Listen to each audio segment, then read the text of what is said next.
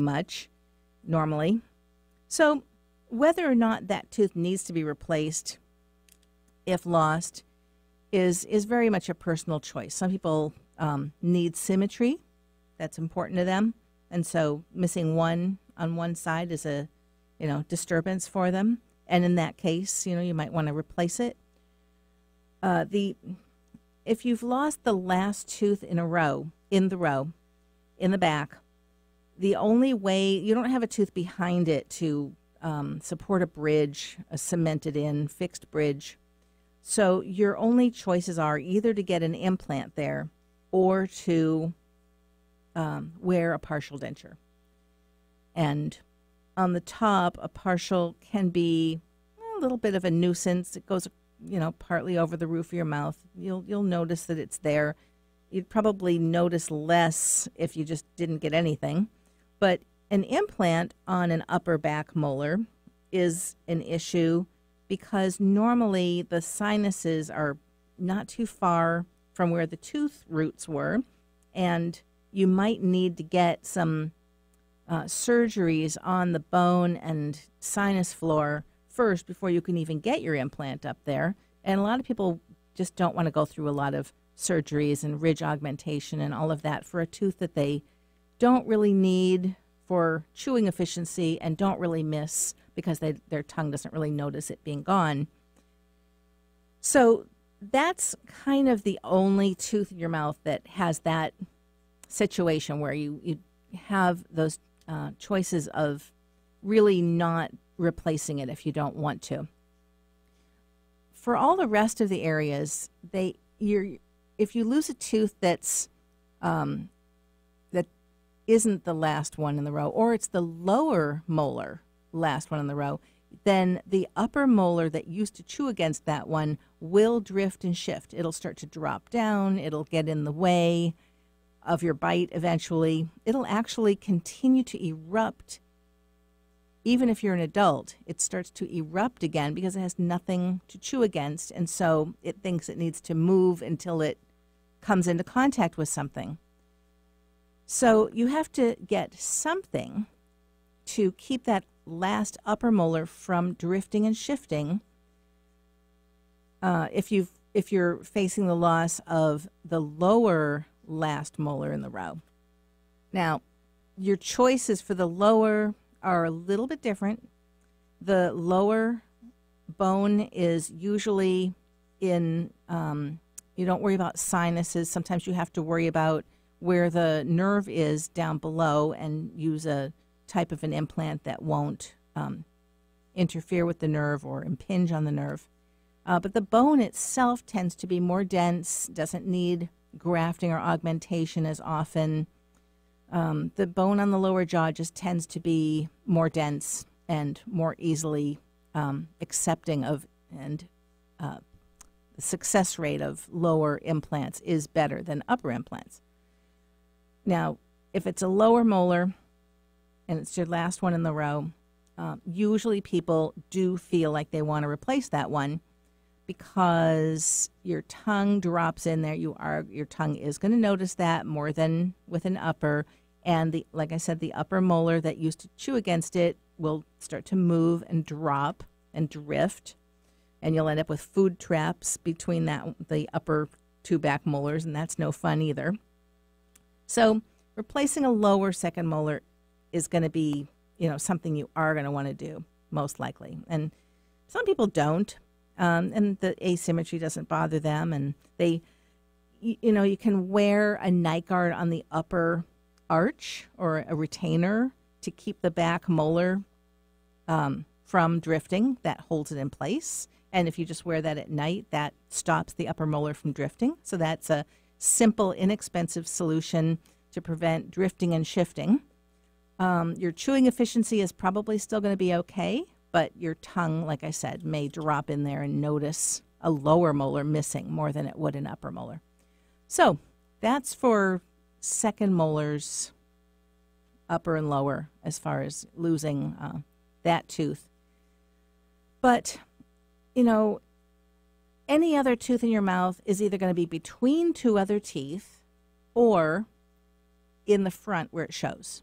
And so those are, you're going to want to replace a tooth if it's in the front with something, obviously. And you have a lot of choices ranging from not terribly expensive all the way to very expensive, and removable or cemented in or permanent or with an implant, which is an artificial root that then a dentist will place a crown or a, the part of the tooth that you see will be cemented on or screwed into place on that implant fixture, which is the artificial root that's been put in. And usually you can't get the new tooth put on it right away. You have to wait while the bone heals and fills in. It all depends on what the situation is at the time that the implant is placed. Sometimes it's solid and can be load-bearing from the very start.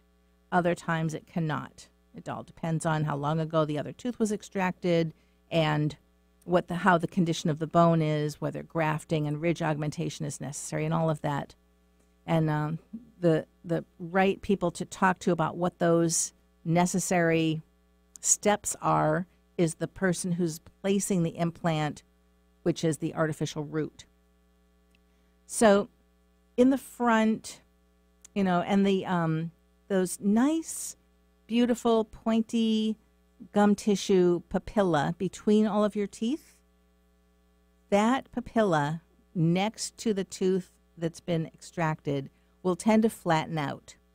So if your gum tissue shows when you are smiling or talking, then you may want to consider how that delicate, pointy gum tissue between the teeth gets handled. Sometimes that can be improved aesthetically with a little periodontal or gum surgery, like a little gum cosmetic surgery. It is important because otherwise you could end up with what we call black triangles between the teeth where the base was and where the new tooth is going, the implant. Sometimes if a bridge is put in, which is it cements to the neighboring teeth, the tooth on either side of the space, sometimes pink dye can be used in the ceramic itself to pretend to be gum tissue there. That sometimes works aesthetically. Other times, just keeping food out by shaping the ceramic in a particular way can solve the problem of food and other stuff getting under the bridge. If it's in an area that doesn't really show, or if that's enough to get rid of the black triangle look, you may not need to have a pink papilla. You just need to not have dark gaps. That would, in some cases, aesthetically, that's enough of a solution. It just depends on the situation and where your lip falls to when you're smiling and talking. So that's with front teeth. Now, the teeth on the sides may not be, if you have little black triangles or gaps between, that may not be a big deal. It can be a nuisance because food can get in there, especially if implants are used, because there does tend to be a little gap at the gum line on either side of even if the flossing is nice and snappy in between those, contacts are adequate and normal, but you still, as you get down toward the gum, there may be an air gap there, and you may get food there, which can be quite a nuisance. Sometimes it doesn't bother people, but other times it is really a nuisance. And once you've paid for all that and it's all in, you just kind of roll your eyes and deal with it. You irrigate, you use toothpicks, floss, whatever you have to every time there's something there irritating you. So that's like a common experience with implants. Bridges, it can be a problem, but like I said, the ceramic can be shaped differently if you're getting a bridge.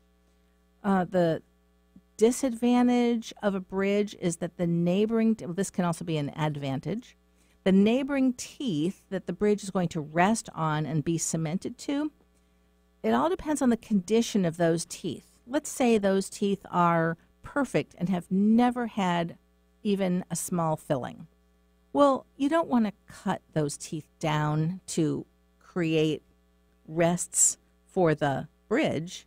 You would have to, those teeth would have to be reshaped, not drilled down to little stumps necessarily, although a lot of dentists still do it that way.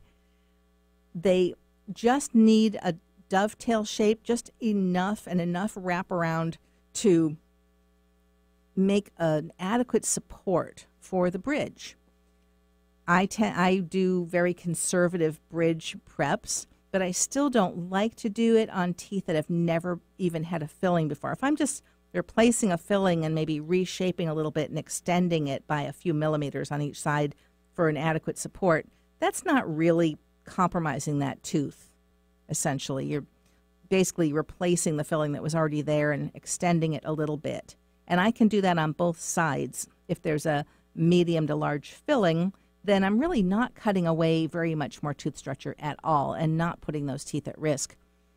But if I were to, which I don't, but if I were to cut all the way around those teeth to make crown unit supports or abutments, that would really compromise those teeth quite a bit. The more drilling you do, the more chance that the nerve inside the tooth will react, become inflamed, and sometimes not recover, resulting in a dead tooth that needs, now that it's holding up a bridge, you're not going to want to extract that one. I mean, some people would and just pitch the whole thing, but you don't want to put these teeth at risk because there are people who don't want root canals at all. And if you have a tooth die and it's holding up a bridge and you aren't opposed to root canals, then you're going to end up getting a root canal on the support tooth. And that's really a shame when that happens. And so I try very hard not to traumatize the neighboring teeth. All right, we are coming up on a break. I'm going to talk some more about bridges and design and replacement of missing teeth when we return from the break. You're listening to Dental MD. I'm Dr. Jessica Sapoff. We'll be right back after this break. So how long has it been since you've been to the dentist? Yeah, I'm talking to you. I know going to the dentist can be tough, but did you know that healthy teeth lead to a healthy body? I know what you're thinking. All dentists are alike. They lure you in for the free exam or, complimentary cleaning. And before you know it, wham! Huge dental bill. And did you even need all that work? Well, why not try a different approach? Natural Dental Health Associates in Issaquah specializes in taking care of you. Their easy, no gimmick, honest approach to dentistry will have you forgetting you're actually in a dentist's office. And the best thing is, they're all natural. Yep, no mercury, nickel, or other harmful chemicals are used. Click on your media player now and get started on the road to better dental health today. Or call 425-427-8899.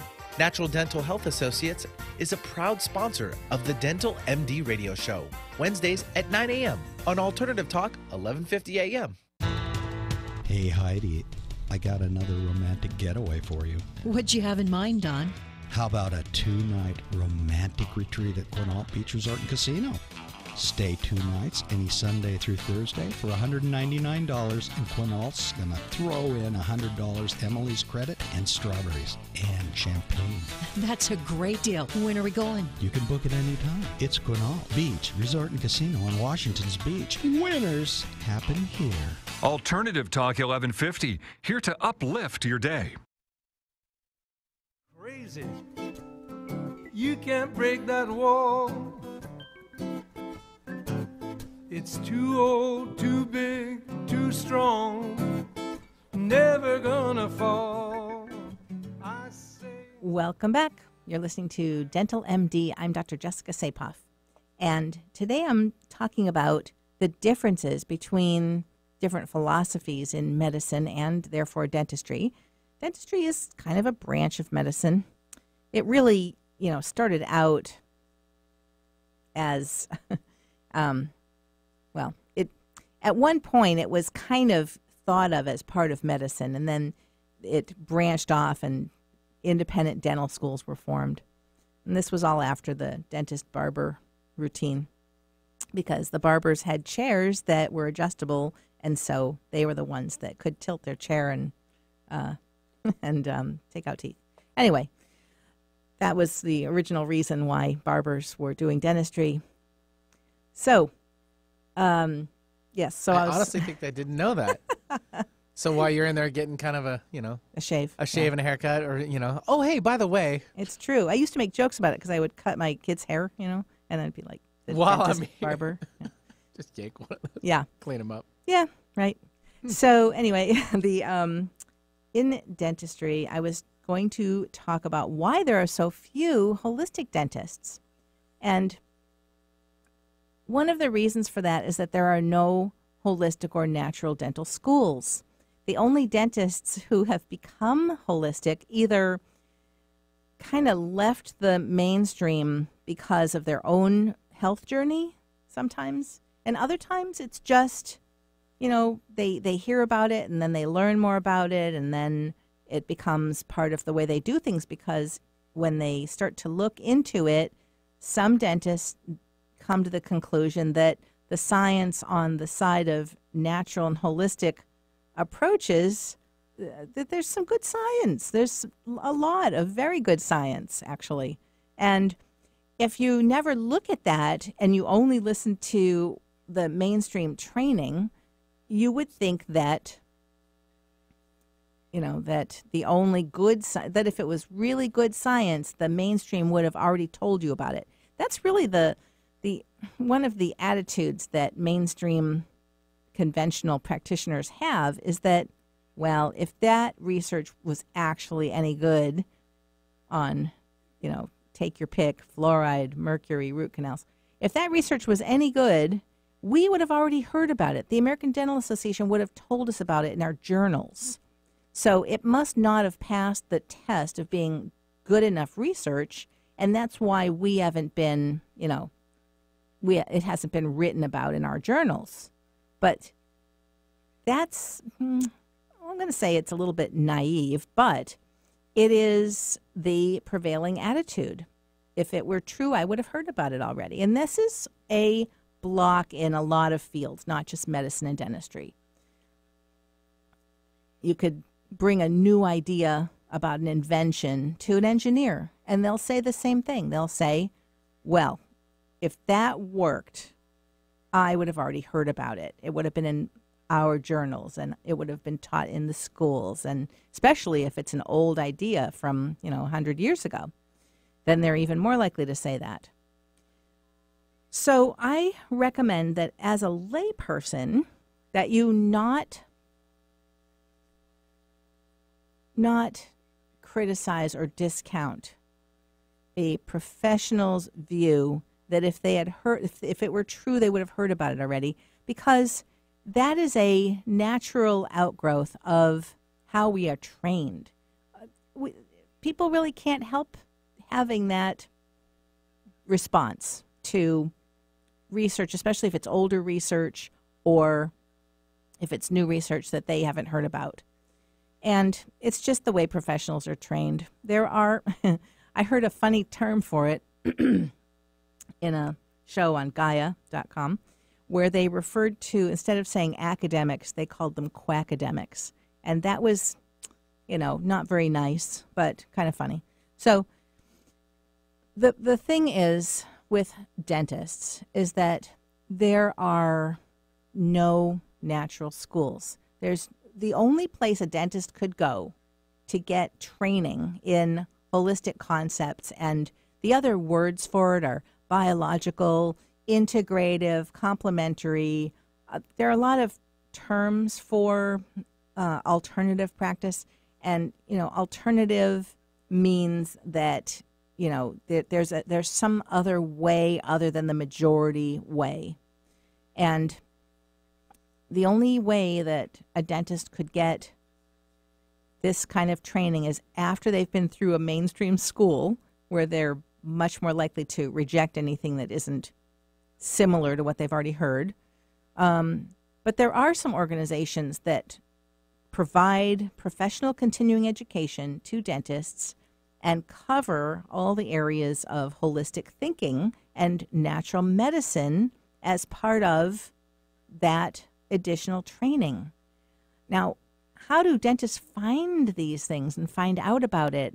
There are 6,000 dentists in Washington State, and I would say maybe 15 or 20 or 25 have been to any kind of holistic or alternative continuing education for professionals in dentistry. It could be more than that, but I think that's about all it is. And many of those people are kind of just picking and choosing. They're keeping some conventional concepts, but like maybe they think mercury is a bad idea, but they still want to put fluoride in everybody's mouth, every kid, every adult. Or maybe they don't think fluoride's a good idea, but they're still placing amalgams, mercury fillings. So I would say that from what I can tell, there are maybe between 10 and 15 dentists that embrace holistic concepts on the majority of dental procedures and overall philosophy. And that's not very many. There are 6,000 dentists in Washington State, and I'm saying maybe 10 or 15 of them are really comprehensively embracing holistic thinking in their practice. Many of these dentists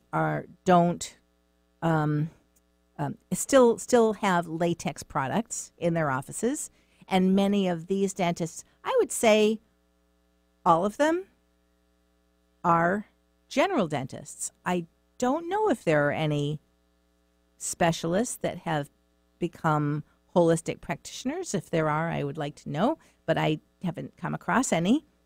And so the general dentists that are practicing according to holistic and natural medical concepts, many of them, like most general dentists, don't treat children. So there are some significantly underserved populations that even have trouble finding a holistic dentist that can meet their needs. This is a very, important topic because we really need to get the word out to not just the public, because the public puts some pressure by leaving dentists that don't do things the way they want, but it doesn't really bring more dentists into the fold of practicing according to the principles of natural medicine. Now, how do we get more dentists to become aware and practice this way? That's a whole nother thing, and that's the next part of my career is probably going to be spent trying to, and I have up till now done a number of lectures for mainstream dentists to help them understand why patients choose to go to a holistic practitioner and some things about the concepts and a little bit about the science that there is behind holistic and natural medical theory and practice. And, the audiences for that are very, very small, but I have done a number of lectures in the past for mainstream dentists, and I will continue to do that. And I will also continue to promote these ideas and choices to the public because it is important for you as the public to become aware of ways of doing things that suit you better and become aware that there are dentists that practice differently. I still get patients that come in and say, I just did this search and I was just looking, to see if anybody anywhere knew about this thing I heard about and read about or heard from my naturopath, and was looking for a dentist that kind of knew this. And I had no idea that there were natural dentists, that there were holistic dentists. I didn't even know there were any. I was just hoping to find a dentist that knew about this one thing. And that is, it's sad. It's sad that the word really hasn't gotten out in any kind of big way to the public. That's one of the reasons I do this radio show, and I've been doing it for almost 7 years now. Almost 7 years, weekly on Wednesdays. So I'm going to be taking a break here in a moment, but I want to just let you know how you can reach us, and I also want to invite you to let people know about this radio show and to let people know that there are holistic dentists and holistic dental organizations where dentists can go to learn some of these concepts and techniques and hear about some of the science they did not get to hear about from mainstream sources. All right, if you want to call us to get an appointment or ask questions, you can reach us by email, appointments@naturaldentist.com. Also, you can give us a call, 425-427-8899. I'll be right back. No wall too tall to fall. No wall too tall. I'm Dr. Anthony Lazowitz, and this is Climate Connections. Tropical Storm Irene devastated homes in a low-lying neighborhood of West Haven, Connecticut. A year later, Superstorm Sandy did the same. Residents knew it was only a matter of time before they got flooded again. You have people they're just stuck in a terrible situation, and the condition was getting worse. Mark Payne with West Haven's Department of Public Works says continuing to rebuild in that area no longer made financial sense. So the city turned to a federal floodplain easement program. The federal government was offering to take a look at these high-risk properties and allow the homeowners to be bought out at the value of their property the day before the storm rather than the day after. The houses are removed, and the property gets put into an easement so it can never be developed. Then the city and federal partners restore the land to marshland habitat, which can absorb floodwater. It's a hard decision to leave a home behind, but for the few dozen homeowners who have opted in, the program offers an affordable way to move to higher ground, and the land they leave behind will help strengthen the city to withstand future storms. Climate Connections is produced by the Yale Center for Environmental Communication. Learn more at yaleclimateconnections.org. Alternative Talk 1150. We're on your radio at 1150 a.m. We're on your HD radio at 98.9 Channel 3. So many ways to listen. We're on the web at 1150kknw.com, streaming live audio and video as well as MP3 archives of many of our shows. So many ways to listen. And now, we're on your smartphone or tablet. Download our free app in the Apple App Store or Google Play and take Alternative Talk 1150 anywhere you go. So many ways to listen. Want to hear something different from talk radio? Keep your dial on Alternative Talk 1150. Money vendors crowd the temple. Survival crowds the heart. All right, you're listening to Dental MD. I'm Dr. Jessica Sapoff. Welcome back. Today I'm talking about the differences between holistic and natural versus mainstream and conventional. And it's very difficult for practitioners to actually learn about. It's hard for them to find out about it, but it's hard for them to get that there could be research that's good research that they haven't heard about. Please be kind and gentle to your professionals, not only the ones you go to, but the ones in your family who are resistant and consider themselves to be skeptics.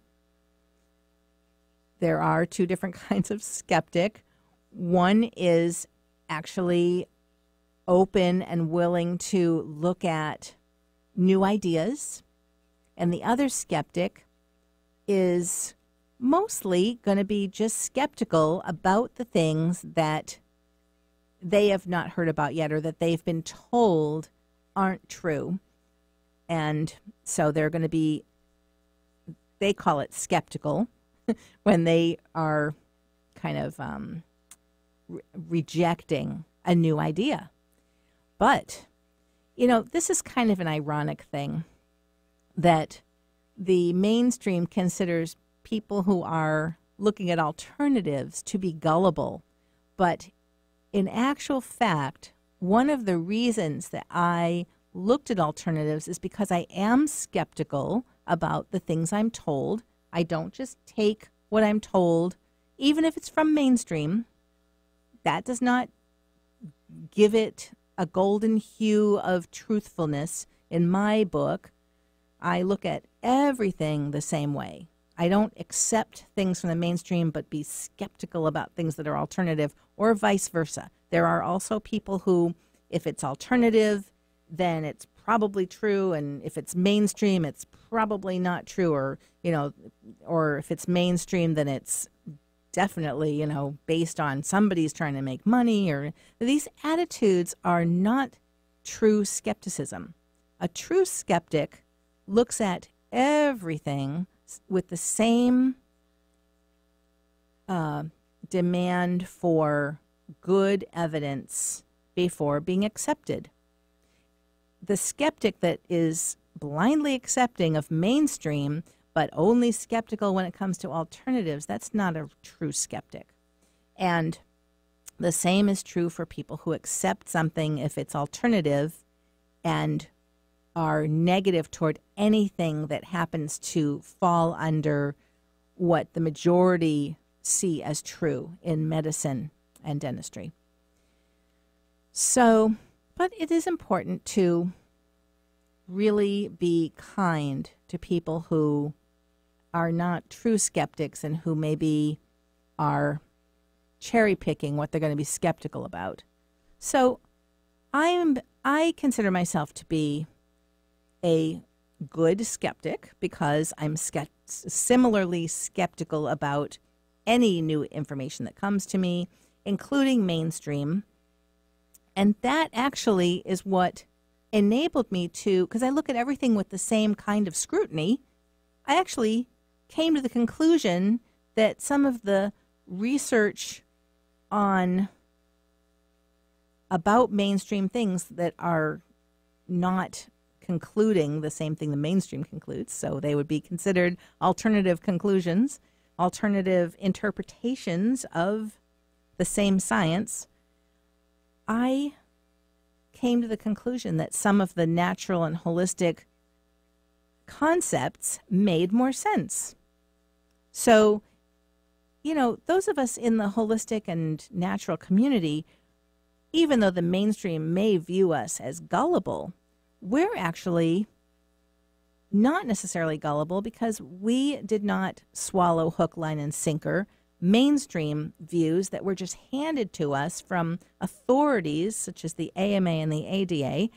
I did not take that hook, line, and sinker. I demanded to know what the original research was, who profited from that research, and what the conclusions were. And I don't just read the abstracts and the conclusions. It turns out that in the body of the research paper, they actually have interpretations of the data that don't sometimes have interpretations of the data that do not match the conclusions that are drawn. The conclusions that are drawn for the benefit of the people who stand to benefit from those conclusions, like sell a product or an idea or a procedure to be considered mainstream, whatever it is. It's a lot of work to read whole articles. You have to do research. Sometimes you have to pay for the articles. It is much easier to let our illustrious organizations sift through that stuff, draw conclusions, and then train the rest of us in the conclusions that we ought to have and ideas that we should have and opinions we should have to form the basis of our treatments. That is understandable because the amount of research there is out there is astronomical. You could never look at all of it. You have to rely on people to read different parts of the puzzle, and you read in the journal what the conclusions were. But if you have any doubt about anything, you do have to go back and read the original articles yourself. And that's a lot of work, and it can be expensive, and it can be a full-time job doing that. So you do have to rely on professional journals. That's understandable. But unfortunately, those professions have now, they've shown themselves to be somewhat less than completely honest with us about what the real data and real conclusions would be from that data.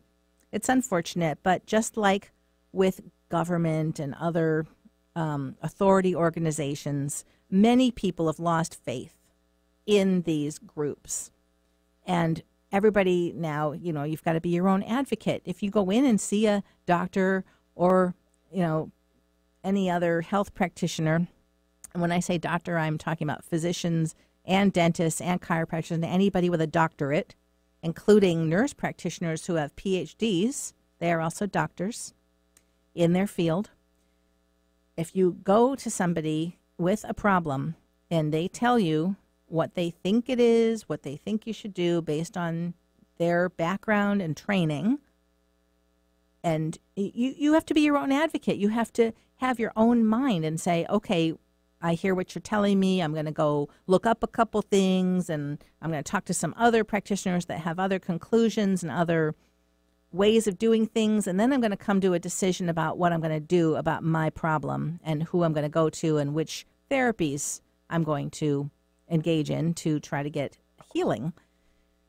That's all fine if things aren't urgent, of course. I always throw that in. If it's an urgent problem, you really don't have the time and luxury to go doing your own research. Sometimes you just have to swallow a pill, so to speak, and get your body at least to the point where it can take over the healing. And when you're not in a crisis, then you have the luxury to start investigating other options, other ideas, other points of view and ways of doing things.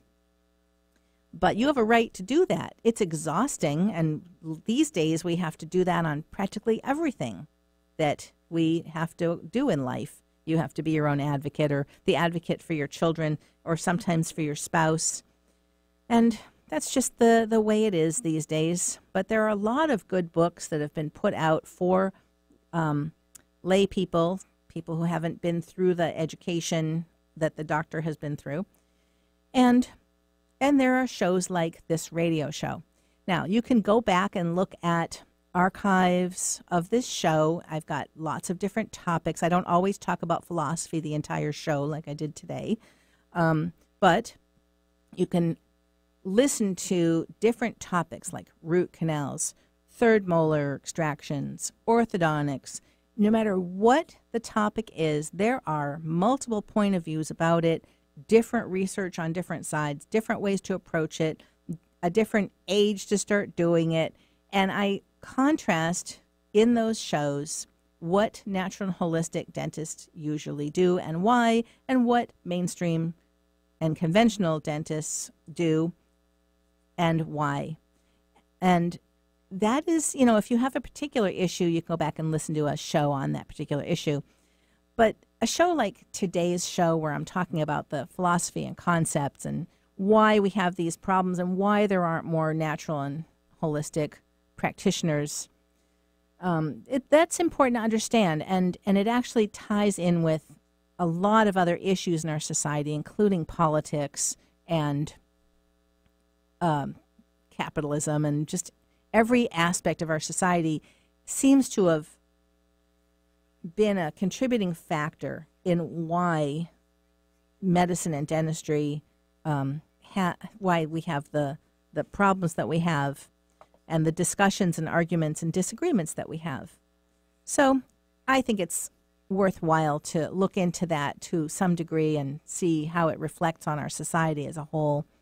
And not surprisingly, I'm pretty well versed in what has happened and is happening politically and otherwise. Because to me, those are, and I also look at our civilization. I don't just look at current events and current problems.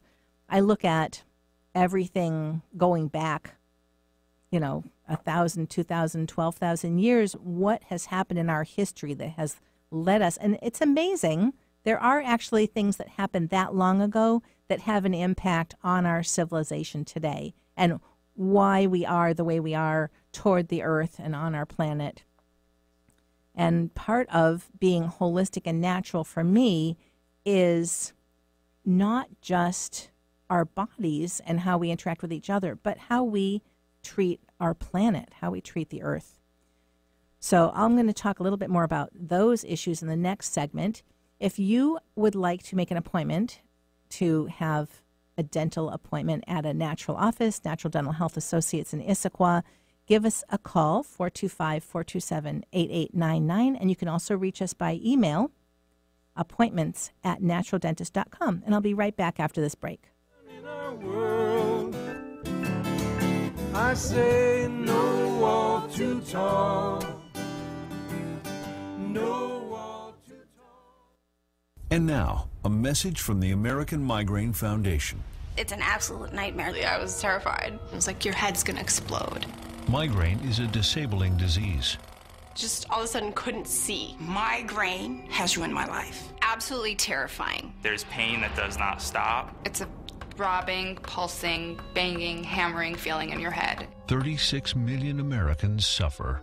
I started getting migraines around 5 years old. Just takes over everything. I feel trapped by migraine. It hurts like my head's gonna fall off. And the whole world around you stops. My world has gotten small. You feel like the world's closing in on you. There's nothing you can do. I had spent a year housebound. It's like you're trapped in your head. There's no escaping it. You can't leave your body. Don't suffer alone. Make your move against migraine. Visit AmericanMigraineFoundation.org to find help, learn more, and get connected. So how long has it been since you've been to the dentist? Yeah, I'm talking to you. I know going to the dentist can be tough, but did you know that healthy teeth lead to a healthy body? I know what you're thinking. All dentists are alike. They lure you in for the free exam or, complimentary cleaning. And before you know it, wham! Huge dental bill. And did you even need all that work? Well, why not try a different approach? Natural Dental Health Associates in Issaquah specializes in taking care of you. Their easy, no gimmick, honest approach to dentistry will have you forgetting you're actually in a dentist's office. And the best thing is, they're all natural. Yep, no mercury, nickel, or other harmful chemicals are used. Click on your media player now and get started on the road to better dental health today. Or call 425-427-8899. Natural Dental Health Associates is a proud sponsor of the Dental MD radio show, Wednesdays at 9 a.m. on Alternative Talk, 1150 a.m. Easy on the ears, good for the soul. Alternative Talk, 1150. Too tall to fall. No wall too tall. Welcome back. You're listening to Dental MD. I'm Dr. Jessica Sapoff. And I want to talk some more about why holistic dentistry is, for me, it involves much more than just the procedures, why we do a certain procedure, how we do the procedure.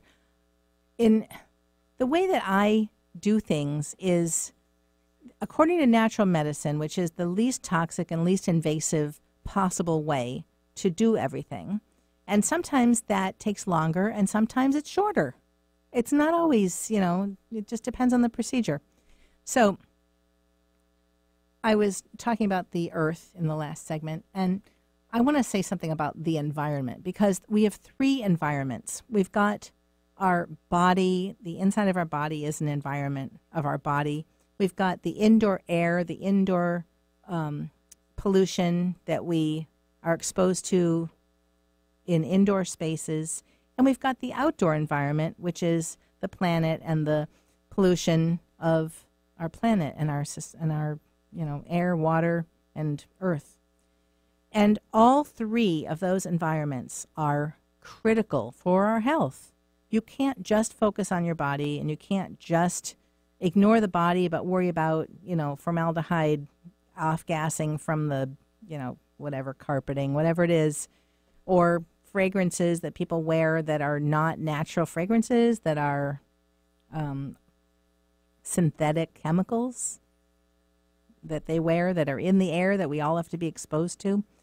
So the outdoor environment is, of course, we all battle to try to have decent water to drink, and that sometimes involves elaborate processing of our water. Once it comes from the municipality, it's got some things in it we don't want, and it's lacking some things we do want, and then we've got to do home water treatment in order to try to get water that we think is going to be healthy for us to drink and hydrating and not harmful. So when I do dentistry, I'm thinking about all of those environments. I don't want to create any pollution for you in your body. I don't want to pollute the indoor office air that we all walk around in all day. I don't want to breathe polluted air. I don't want mercury vapor in my air in the office or any other kind of dust or particulate or off-gassing or anything else, because I spend a lot of hours in there. And I don't want anything we do to pollute the planet. And so we also try to minimize how much just trash and garbage. I will use things that have to be sterilized instead of buying disposables. And disposables became, a big fad in dentistry. Everything was, throw it away and get a fresh one for the next patient. Well, why not be a little old-fashioned with that in particular and just buy the things that can be run through a sterilizer? Reuse things. Sterilized, of course.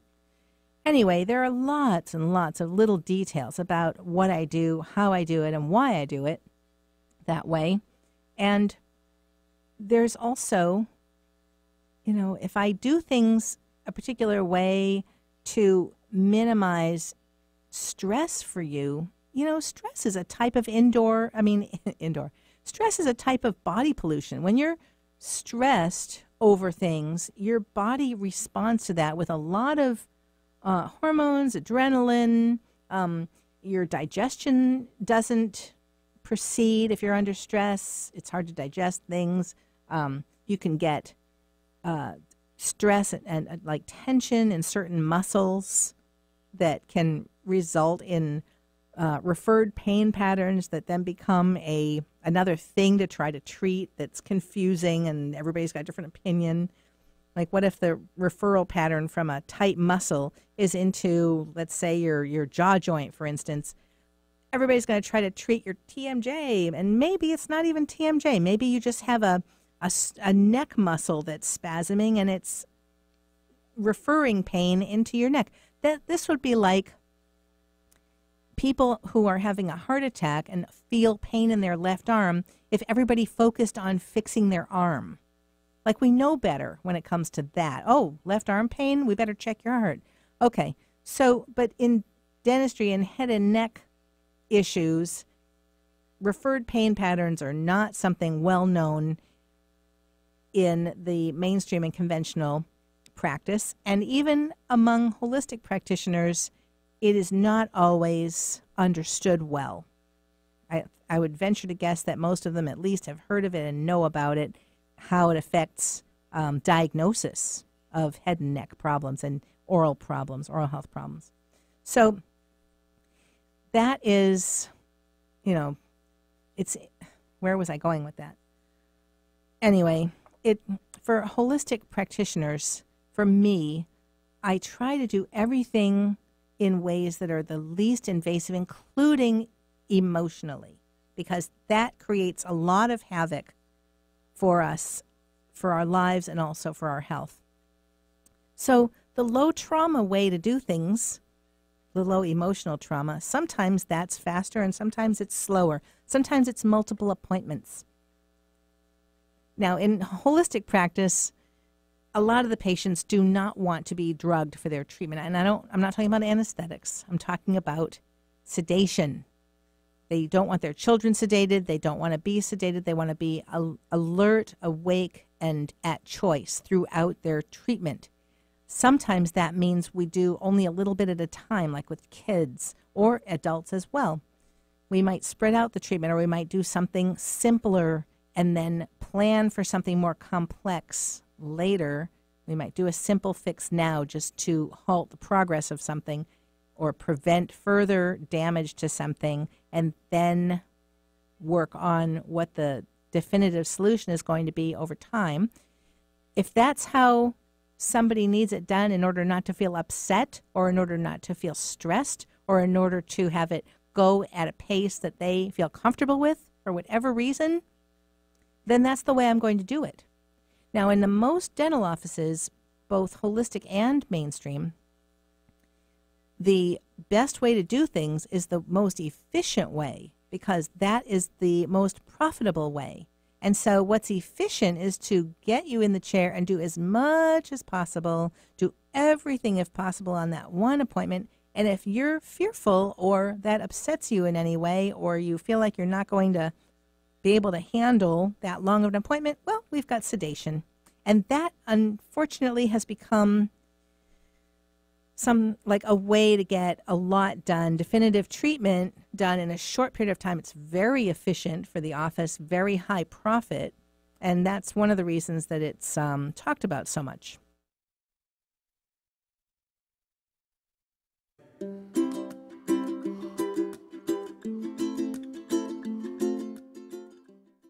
The views expressed on this program are those of the host, guest, and call